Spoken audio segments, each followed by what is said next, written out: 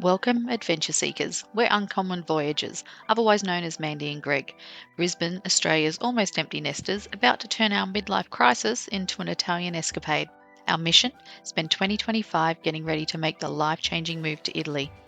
We'll be juggling home renovations, Italian house hunting, planning slow travel, prepping our kids to survive without us, and cramming our entire life into 2 suitcases. If you love big dreams with a sprinkling of chaos, we'd love for you to come along for the ride. Hit subscribe. It'll be bellissimo. Hi guys, welcome back to Uncommon Voyagers. As you may know from the intro, I am Mandy, and once again my husband is not joining me because he's super shy, and one day I will drag him into one of these videos. But today I wanted to talk about leaving the kids behind. It sounds awful and it sounds controversial, but I will put it in context and tell you that my oldest daughter she'll be 27 this year. So when I say kids, she's still my baby, but she's 27 this year. Her name's Jade. And then I have Haley. And Haley is just turned 24. Then, if you've seen any of my other videos, that would have been Grace following up behind. So she would have been 22. And then I have Stella, who will be 20 this year. And then my little baby boy, Xander, who's now 6'2" and towers over me. When I say little, that's funny, but he's 16 and he's in his last year of high school. And he's actually considering coming along with us. So we have asked Xander if he'd like to come. And he has said yes up until now, although he still has time to kind of decide what he wants to do. We're kind of thinking about it as a gap year. So anyway, I just wanted to kind of really break down, the things that we have to think about before we leave Australia. And one of those things for me, so I can sleep at night and so I can actually enjoy this adventure that we're going on, is knowing that the kids are going to be set up or they're going to be okay. So, some of the criteria for that is that, they all have a job or they're studying, and they all have a driver's license if possible. So because we live in Brisbane and it's so easy for everyone to get around, and because my husband has been a glorified taxi driver, I always say no, I hate driving, so they never come to me, but they'll always ask him if he can drive them places. And again, because the public transport is pretty good, they've never really stressed too much about getting a driver's license. So I think the person who's going to get their license the soonest is Stella. She'll be 20 this year. She's got about an hour to go on her driving so that she can go and have a test, and then finally I will have a child with a driver's license, which is blowing my mind and so exciting that I've had to wait so long. I remember getting my license, my learner's permit, the day I could, like on my actual birthday, and then getting my driver's license as quickly as I could after that. But I guess it was a different time back then. Maybe the public transport wasn't as good. Anyway, so there's a few things I wanted to tick off like that. But even little things like getting their Medicare card. So for anyone that's not from Australia, Medicare card is essentially our free medical. And when I say free, we don't need to split hairs, but essentially it is our free medical system. So, you can go to the hospital if you're sick and all that sort of stuff. You can choose to go to doctors that don't charge a gap fee and all those sorts of things. But essentially it's about having them set up. So right now, 3 of them are still on my Medicare card. They haven't swapped over to getting their own Medicare card. So things like getting their own Medicare card, things like setting them up with their super, whoever they choose to go use their superannuation with their job, which we actually just had to do with Stella. Things like actually getting a job. So just to give you an overview, Jade has been essentially a professional university student for many years, and I know lots of people do that. She's very smart, very learned, but she hasn't really. She's a professional studier. Anyway, that is not working out for me because it means that she doesn't have any money and she's still living at home. And as much as I love having all my little chicks under my one roof, I still need to know that when we leave that they're going to be okay, and that we're not going to be here. This roof will not be here. So we need to start getting really realistic. So what Jade actually decided to do is she can't give uni up entirely. She doesn't want to. She's going to be doing some part-time study, but she's actually just gone and got a job, a full-time job. And her goal is to save. So we had an old car and when I say old, it's still really good. It's an old electric, it's when all the electric cars first came out, so it's an electric and petrol. It's a Toyota Prius. It's old, it's about 12 years old, but you know what, still works a dream. And I said to her, you need to get your license and you need to get a job, and if you can do those things or work towards those things, you can have this, you can have the car. So and you have to share it with, drive your brother and sisters everywhere. So that was the deal, and she's held up her end of the bargain. So she's studying part-time, she just got a full-time job, she's actually quite enjoying it, and yeah, that's tick. Now she just needs to get her license. Technically, Jade could go and do her lesson. She just has to be ready to go and pass the test. So that might be 2 licenses in the next month or so that we're going to get done.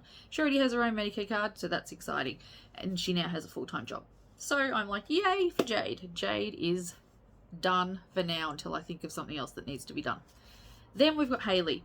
Now, Hayley has a degree. She went to uni. She's a graphic designer. There's some other technical thing she is, but I can never remember what it's called. Essentially, she's a graphic designer.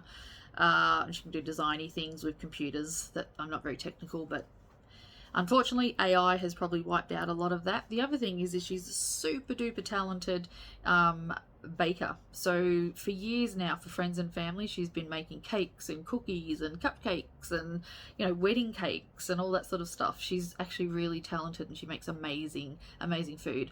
If anyone in the world ever wants the best pineapple upside down cake they've ever made, my daughter is the person that can hook you up. So anyway, about 4 years ago, I actually said to her, I don't know why you're not doing a patisserie degree, or, you know, you're not an apprentice chef to do something like that. And of course, because I said it, she had no interest in doing it.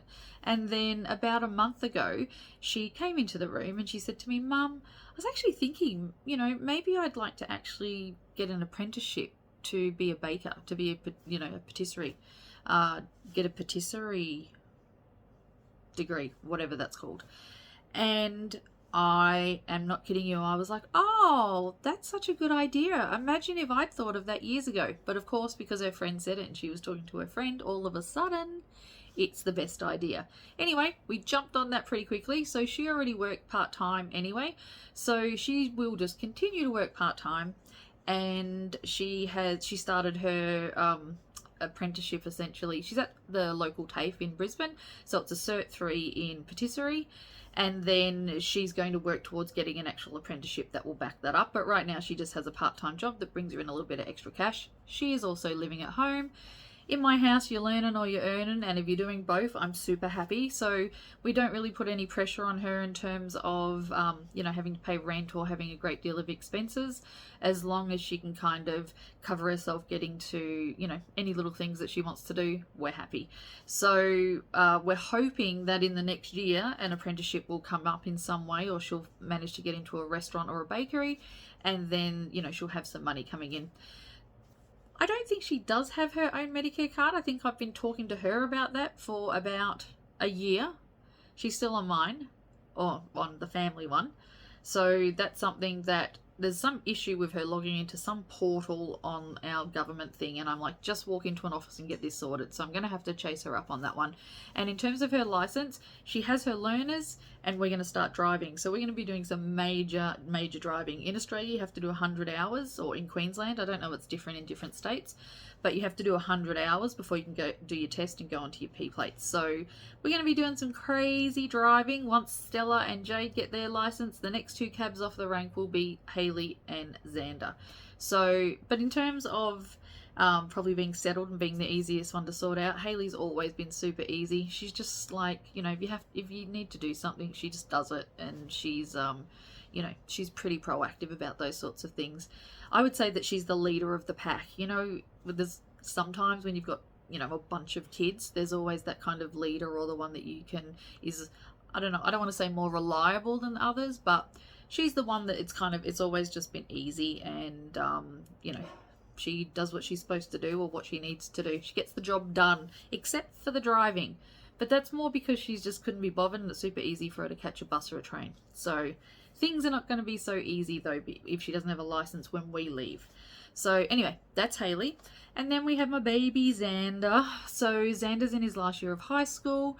He is thinking of doing a trade. He's not particularly academic. He doesn't hate school.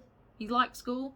Doesn't love it. He does what he has to do to get by. He's a, ABC student, depending on what class it is.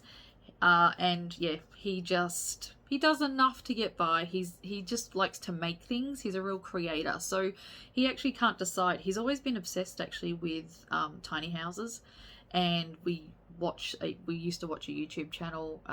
What is it? Big House, Tiny Dream, or whatever it was. Anyway, we went down this tiny house rabbit hole, and he used to design all these tiny houses. And so I kept saying to him, well, why don't you do something with building? You could do a trade, but he also loves, he's a bit of a carnivore, and he likes to, this is going to sound odd, but he likes to cook meat. So there are no vegans in this house, so I'm sorry if there's any vegans watching, but he is really passionate about cooking meat really well. So I'm thinking more of it, and other food, but mostly he's actually really good at it. Always tastes good. So he's been cooking our steaks and cooking dinner and meats and all that sort of stuff since he was probably about 12 or 13. So we were thinking maybe he would do become a chef by trade as well, but we asked him if he wanted to come. So because he'll only be 17, he won't be 18 until next year. We just thought we would ask if he wanted to come along with us, have a bit of a gap year, maybe see, just open up the world to him a little bit and see what he wants to do. Or by the end of the year, if he has better options and he decides he wants to do something else, he can also do that. So he has been told to get his learners this weekend, his learner's permit. I think he's already tried once and he got one question wrong, so he has to redo it. And I just said to him, you're allowed to redo it every 24 hours. And I just said to him, you have to redo it every 24 hours until you get it, because we need to get you and Haley up to 100 hours.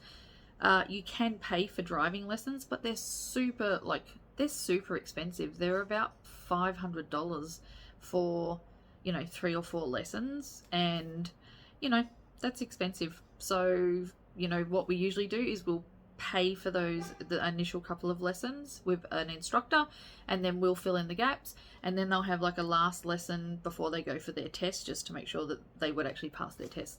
So that's the plan. So Xander has to get his driver's license, his learner's permit, and then not so worried about the Medicare card. He's still on ours, and he'll stick with us, but we could also do that. He's got a little casual job, and he's a saving machine. So we had a talk today about the fact that it's not really saving if he just keeps all his money and keeps asking me for money or dad for money. So we actually talked about, how do you know the value if it's just a never-ending stream from us and you get to just keep all yours? That's not the real world. So yeah, I think I'm cutting that one off. And then I forgot about Stella. So Stella, how did I forget about Stella? So Stella's at uni studying psychology, and that is full-time, but she actually just got it's like a part-time casual job. So she has to do 20 hours a week, which I'm a little bit worried about with full-time uni, but for now she's going to try and do it, and then if she has to juggle some things, she will. But for the first time ever, every single person in my house is employed. Between getting the CODIS fiscale approved and everyone in my house being employed, I feel like I need to put on a lotto ticket. This is crazy. So yeah, we're going to be able to leave the kids behind, hopefully with Medicare cards, driver's license, and a degree or a job. So, and when I say leave the kids behind, Xander's still up in the air. The other day I asked him if he's still really interested in coming, and he said for now he's happy to. But I really want him to just keep his options open. I want him to continue to look in Australia to see if there's a trade or anything, if there's any opportunities for what might happen at the end of the year. But I also don't mind if he wants to have a gap year. Lots of kids do that, and before you actually jump into life, what an adventure. So yeah, leaving. And then the other thing, the living situation. So our plan is to sell this house. So right now we're working on doing it, tidying it up a little bit, getting it ready for sale. And what we're thinking is that probably in September this year, September, October, we'll look for a rental property for the kids. So they've all agreed that they're happy to live together because they're known quantities. So even if they annoy each other and they have a fight, and like siblings are, they can always come back from that. It's not like when you're living in a share house, if you don't get along with someone, you may move out or there may be drama. They're used to each other. They're happy to share. They've already agreed that they're happy to share. So we would look at getting a rental property for them. And we're happy to contribute to that rental property because we want to store some of our stuff when we sell the house. So we're really, really, really, really downsizing. Don't get me wrong. But there are just certain things that we can't, get rid of, or that we don't want to get rid of. So certain mementos and things that are special to us. So we're hoping to get things down to a couple of boxes, but we just want somewhere where we can store it, and then obviously somewhere big enough that even when we do come home, we can just kind of bunk in with them until they all decide to go their separate ways. But for the plan for now is that in about September, October, we'll start looking for a rental property for them to move into, and then we'll put the finishing touches on the house and pop it up for sale.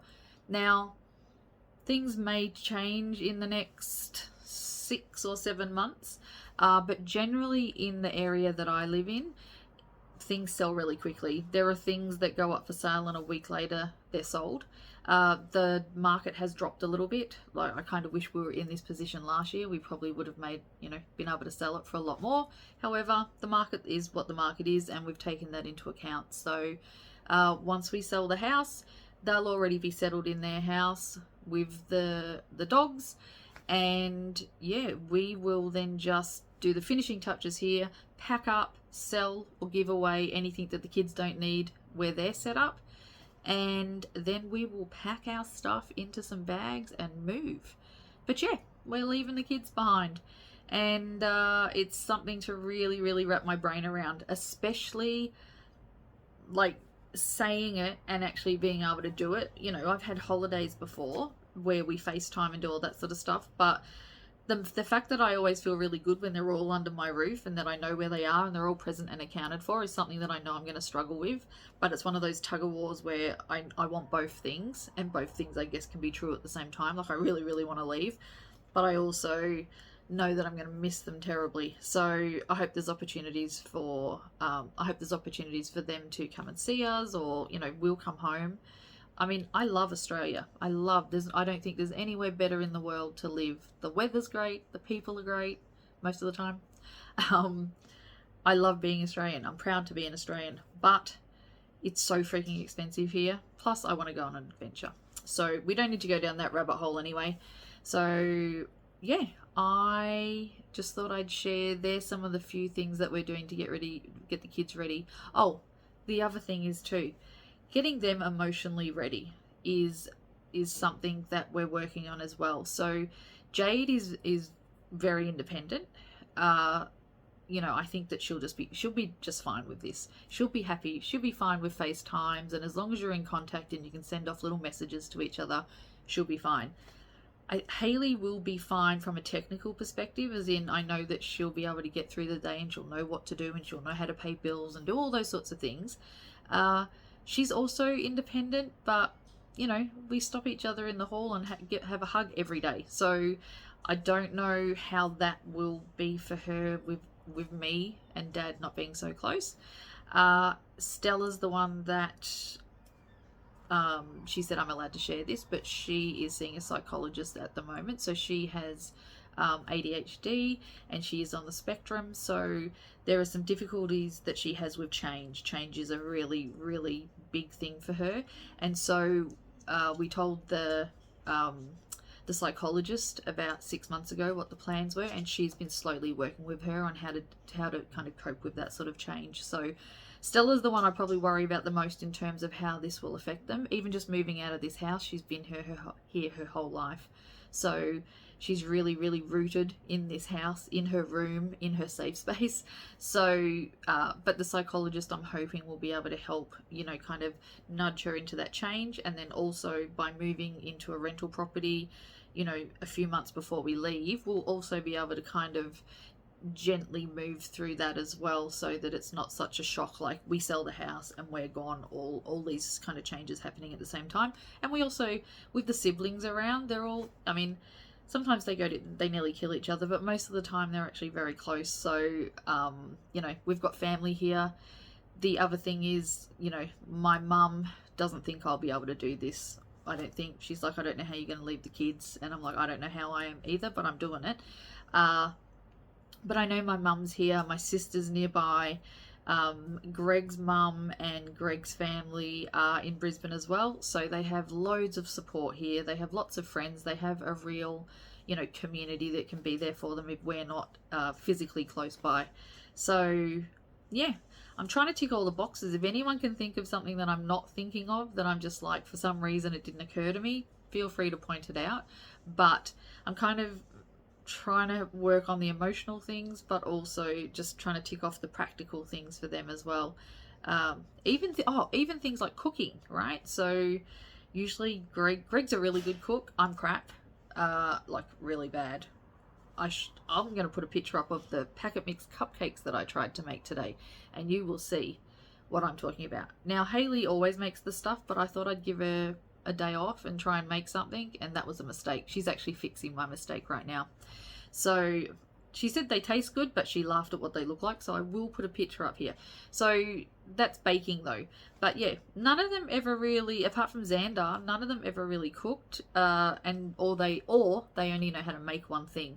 So I don't know why that is. I don't know if it's just because it was easier for us to do it over the years, or they never showed any interest. Like, they would chip in and do different things chore-wise, but I think just because we've always been so easy, it was just easier for us to do it, and that's fine.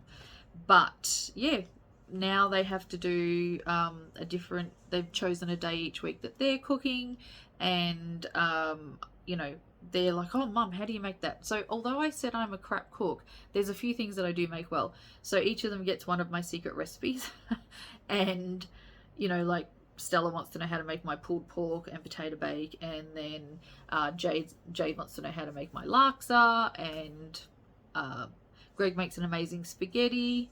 So he'll pass that recipe on to someone, and we're just trying to build up their the little recipe base, and yeah, so I don't want them to get scurvy or starve or something while I'm away. Goodness me. Or they'll be ringing me in the middle of the night because they won't worry about a time zone, and be asking me what goes in the potato bake. So trying to get that all sorted now as well.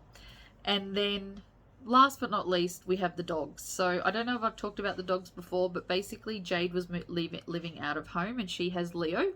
That's her dog. And then Haley, we have a granny flat at our house, so Haley was living in the granny flat, and she has Pandora and Karma. So technically we had 3 dogs, which were allowed to have 3 dogs, and then when Jade moved home, that did bump us up to 4 dogs. But out of that, technically only one of the dogs is mine, and technically that dog is actually Stella's, because she got Bandit for her 12th birthday. So he's 8 now, but he loves me above all things, and I love him above all things. When Xander used to do his zombie apocalypse scenarios, where he'd say, right, if there's a zombie apocalypse, who do we grab? He would say, I'll grab you, mum, and then I would say, I'll grab Bandit. Like, that's how hardcore we are. Xander and Bandit and me would run, and the rest of them could fend for themselves. That was the plan. Leaving Bandit is going to kill me. Like, he is my baby. He doesn't talk back. He loves me above all things, and I love him above all animal things. So I actually am going to look into if there's a way that we can bring him with us, because we can only do the 90 days in every 180. It means that we do have to travel around, and if we can't even travel around Europe with a dog. So as in, because Europe is in the Schengen, if we have to get out of Italy in 90 days, we can't go somewhere else in Italy. We could go over to Montenegro, but that really, really limits us in terms of what we can do with our slow travel plans. So as much as I would love to bring Bandit, until we get to the point where we're actually settling and we can stay in one place and we've determined where that place is, it's just not practical to bring him. So I know it sounds really, really awful to say that it's going to kill me when I haven't said it's going to kill me to leave my kids, because I feel like that goes without saying. But he's my baby. He is like my little heart animal. And I Yeah, that's gonna be hard. Even when I go away on holidays, the kids will answer the FaceTime and I'll be like, "Where's Bandit? Show me Bandit." And then I'll talk to Bandit like over the FaceTime. So, you know, you can hear him barking a little bit in the background. So, right now, because he can't get to me, because heaven forbid there be a closed door between us. So, it's really funny too. Like, I feel like people might judge and say, "Oh, how can she leave her kids behind?" But I think people would judge more harshly, saying, "How can she leave her dog behind?" And the only way I'm able to kind of get it right in my head is to say that technically he is not my dog, he is Stella's. It's just that we love each other a lot. So, yeah, I'm leaving the kids and potentially a dog behind. So I'm going to have to work on that and see. I'm going to start looking into how you can move your animals around the world and if it's even fair, because I don't want him locked up in like a cargo hold or being stressed out in cages or any of that. That would be cruel and that would make me cry. So, cannot do that. Anyway, I think I've rambled on enough, but yeah, that's kind of where we're at with the kids, getting them ready. So we're getting them ready in line with getting the house ready and then doing all these little background things. So I've also found a couple of houses that I'm super excited about, and I've actually reached out to a real estate agent, but that is a different video. So you'll have to just watch some other ones. So yeah, thanks for listening. And hopefully you'll come on this journey with us. I looked on my retirement calendar countdown thingamajiggy the other day, and it's telling me about the 10-month mark, which is absolutely mind-blowing that we're actually at the 10-month mark. So yeah, it's getting exciting. Anyway, thanks guys, have a great day. Thanks for watching. Bye.